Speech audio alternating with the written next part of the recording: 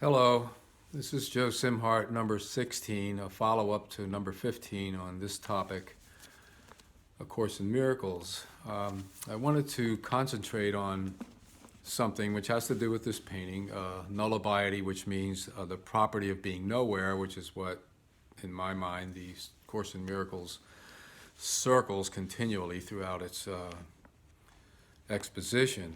And I want to concentrate on something here that explains a little bit about what to expect in the Course when you study it and believe it.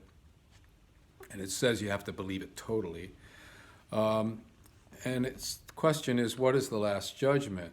The final judgment on the world contains no condemnation, for it sees the world as totally forgiven, without sin and wholly purposeless. Without a cause, and now without a function in Christ's sight, it merely slips away to nothingness. There it was born, and there it ends as well.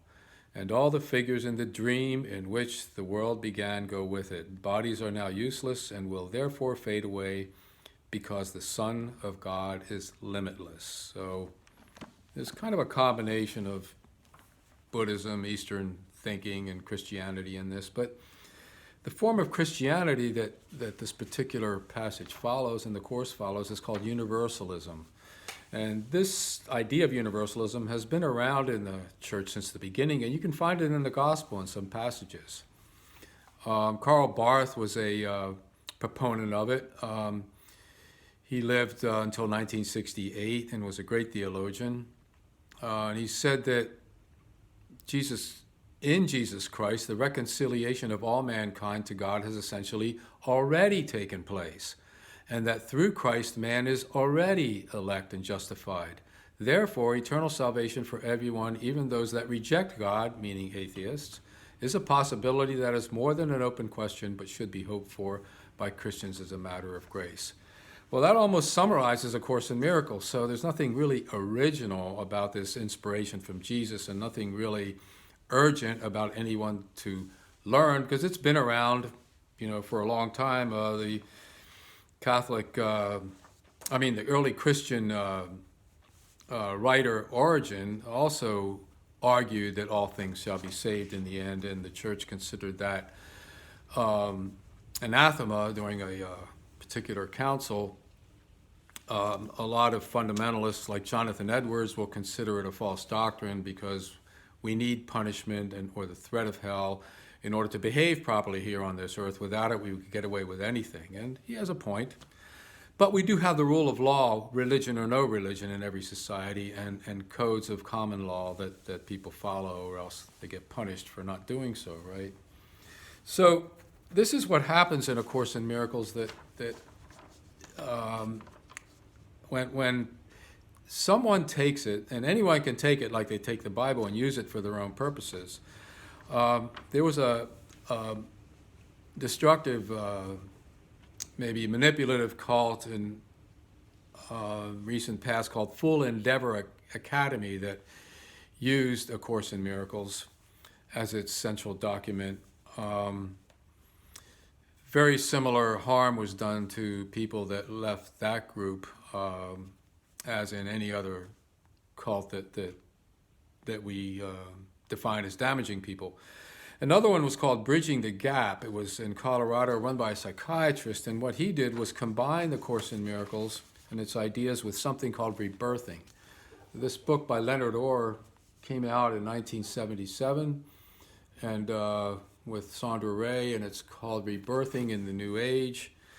So rebirthing is basically a way of using hot tubs and breathing techniques in order to get back to the natal state when everything was pure and primal, and to that God self or that divine self within.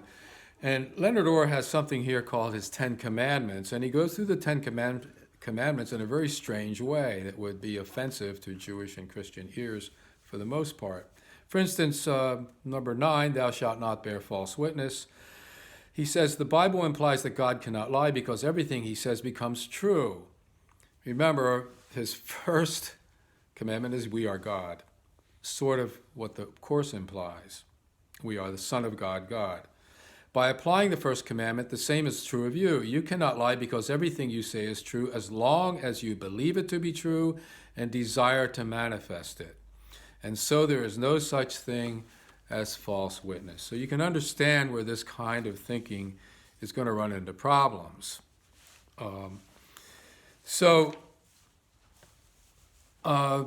Another client who was using the Course the way most people do, struggling to be good citizens, but thinking it's from Jesus and therefore it's authoritative, and they try to conform their mind to the Course. He told me that he read my paper and that I posted on it, and it cleared up a lot for him, so he finally just took the Course and threw it in the trash. And he said he got rid of the crazy woman in his head, meaning Helen Schucman. These are her ideas. This is how she thought about universalism, and why should he buy into that? It's not authoritative, it's just her view, right? So what was going on with Helen? Well, if we look at a book like this, Symptoms of the Mind, An Introduction to Descriptive Psychopathology by Andrew Sims, we see that people, even quote normal people with depressive symptoms, and Helen seemed to have those kinds of symptoms. She was a troubled woman, an atheist who was religiously preoccupied, the way a lot of atheists are. They might not believe in it, but they're preoccupied with it. So she had what might be called grandiose delusions, delusions of special purpose. Something inside of her said she had this purpose to reveal to the world what was true about the nature of things and what Jesus really taught. Religious delusions, she had them. Religious delusions may be grandiose in nature. For example, a patient who believed that she was an emissary of God to the Birmingham Housing Department in here. And they may also be secondary to depressive mood, as in a patient that said she could not live or die, she failed so much, and she thought that she was going to bring her husband and children to hell. In Helen's case, she was struggling to bring everybody to heaven, or to that state of mind which is eternal with God. So, we have this idea of saving the world. Everybody wants to do it, save themselves, and Helen came up with her own personal way of doing it. So the Course in Miracles is essentially one woman's psychological struggle with truth and reality, and it's not necessarily divine and from God. So again, we come back to this problem of conduct and governance. The Course doesn't really give us much about how to conduct ourselves.